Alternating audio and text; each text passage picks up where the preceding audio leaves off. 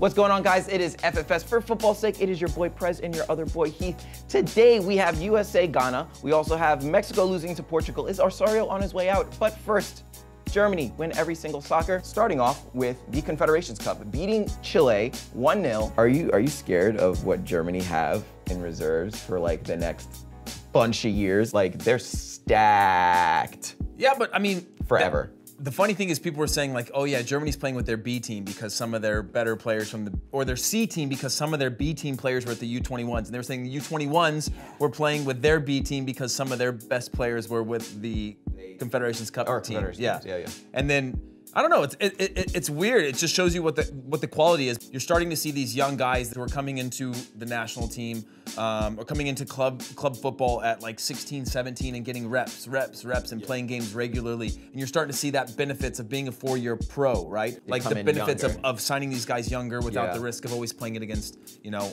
scholarships and all that type of stuff. What is your word for that? My word is here, grassroots. We've talked about this a lot, and there's been a lot of stuff on the internet the last kind of couple days as to the work that people are actually attributing a lot of the success to what Jurgen Klinsmann did within the youth systems and stuff. They said he obviously failed at the highest level with the first team, which is sort of how we feel with the US team before they let him go, but they implemented something. And when I was down in Mexico, I talked to a few people within the staff of the US men's national team program, and they said one thing that Jurgen won't get the credit for is how much money he spent on youth, which is something you won't see now, but in 10 years you might actually start to see those changes. So I'm saying grassroots because we're seeing the golden generation of Germany, not just the golden generation, but we're starting to see it go past the golden generation and now just become the new norm of how they develop, how the youth systems work, how the academy systems work, that they're constantly the best in the world. Do you have any thoughts on that? I mean, I feel kind of bad for Jurgen. I mean, he's always kind of like, he's the guy that everyone's excited to bring in, but like when he finally gets let go, like all of the great stuff happened after the fact. Yeah, but it's kind of a selfless position, right? You know that like you come in to make the changes. Like he can't assume that he's gonna be with the US national team program for 20 years or 15 years or 10 or 50, however long it takes before the US is actually competing for a World Cup trophy. So there are those people that pave the way, so you kind of just gotta accept that you're a part of history and you know, kind of wear that pride that way. Next up, we have Portugal take down Mexico 2-1 after extra time in the Confed Cup third place game. You know, it was okay. Mexico didn't do it again. They were leading up until the 90th minute, and yeah, I don't know what to say, man. What is your word for that? Well, my word is greed, okay? Look, I have terrible handwriting. You guys see it every week that watch it. It's greed because there's all these Osorio outs. They were happening when US played Mexico and got the draw. They were happening before that. I mean, look, you don't have to like Osorio, but like misery loves company and the negativity travels a lot further than anything positive. But like Osorio out is just, it's greedy, right? Like he's lost 4 times. Four times in his tenure with the club. But I feel like they're just they're looking for something to fire him. But who's gonna come in and handle this? I don't know. This is the kind of shit that happens with the Mexican Football Federation all the time. Like they get rid of somebody that might be annoying to them, so Mexico and they put their own guy in. Mexico scored on an own goal. Okay? Yeah. But they gave up 2 penalties. Like, is that Osorio's fault that Rafa Marquez is doing what Rafa Marquez has been doing forever? Yeah. Does he have a better option? Are you gonna blame him, say you shouldn't have played Rafa Marquez in a big game, a guy who played at Barcelona and Monaco and played in the biggest games there is? I doubt it. Anyways, next up, USA Ghana. USA beat Ghana 2-1. 2 goals from 2 players for the first time. Mr. Dwyer scores in his debut, and Acosta scores his first as well. What is your word for that? And I have some questions for you. My word is, I don't know what my word is. Oh, you know what? I know it. It's Stuart Holden. Oh. It's not a word, it's a name. I'm going with a name today because we are at a pivotal moment in the kind of qualifying campaign and the development leading up to the next World Cup. Gold Cup 2009 was when Stuart Holden really stepped up. He was like, you knew there was going to be 1 or 2 guys. Okay, that year we lost 5-0 to Mexico. But he did score some singles. But he scored some big goals. He showed that he's kind of taken his game to the next level, which really cemented him in the team to make the World Cup. So looking at this, I take my cycle when I was in the national team, for example, right? There was a bunch of guys that weren't involved in the national team leading up to the World Cup. But Edson Buttle, Hercules Gomez, Wondolowski this next time, Robbie Finley. Guys like that where it's like, okay, we're talking about Dom Dwyer, right? Yeah. Dom Dwyer is a guy who's stepping in right at the right time. You want that striker who's going to create something a little bit special for you. And these are the types of guys that get into the squad because to kind of see Yeah, if they can make you know it. he's gonna be There's a disruptive. chance. Yeah, There's yeah. definitely a chance for him. Yeah. Which is really interesting. Yeah, I mean, and there's a whole bunch of other guys, right? You have Acosta that's in the team. Obviously, we have regulars like Omar Gonzalez, Matt Beasler.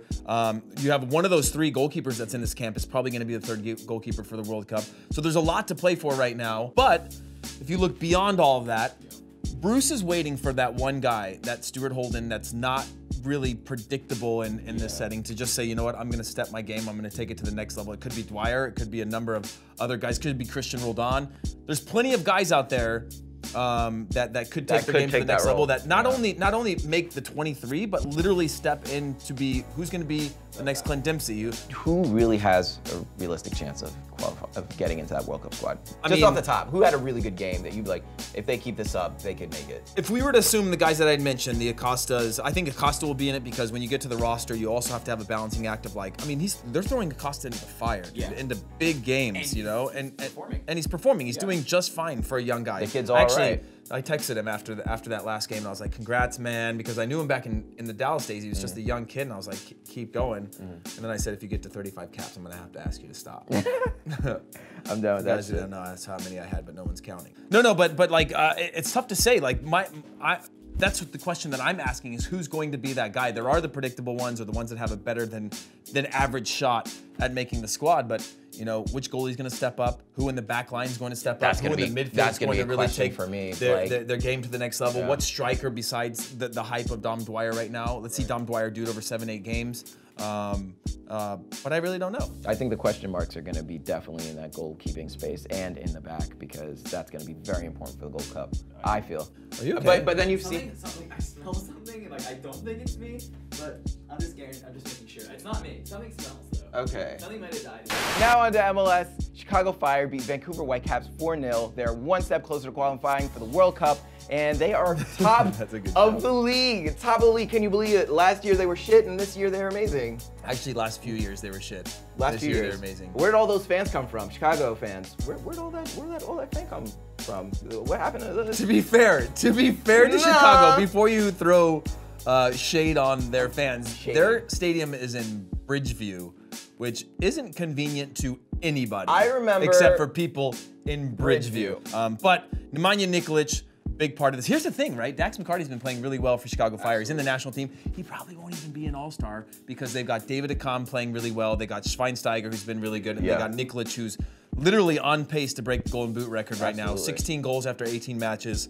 Needs 12 more to break a three-way tie of Bradley Wright Phillips, Roy Lassiter, and Wondolowski, and he's on pace to do it. My word for that is faith. Because all of those do have takes faith. a little bit of faith, not just in the team, but the fact is like Paunovic, they could have gotten rid of him after last year, right? They could have just said, you know what, this isn't working, which is just like this volatile thing of like, change the coach, change the sporting director. But now you have Nelson Rodriguez in there. A little bit put of faith in consistency. Paunovic. After 1 year, he's been able to add pieces. Second year, he's adding more pieces, and now they're top of the table. It's amazing how that works, right? How a little belief works. Get you far. A little bit of confidence can carry somebody a long way. Do you remember back in the day when the West was like crazy stronger than the East, and now the worst team in the East as of last year is now the best team overall on their way to getting the Supporters Shield? Yeah, it's pretty crazy. They're up there. I mean, Galaxy's fallen off. Galaxy's fallen off. But they're gonna bounce back. No, they'll be fine. They'll bounce back when they have to, when LAFC comes into town. Oh, that'll be fun. It's getting interesting this year, and I do think Nikolic has a chance to break the Golden Boot. Not the Golden Boot, win the Golden Boot, and break the record. I mean, three MLS All-Stars for sure coming out of Chicago, where the game's being hosted, by the way, in Soldier Field.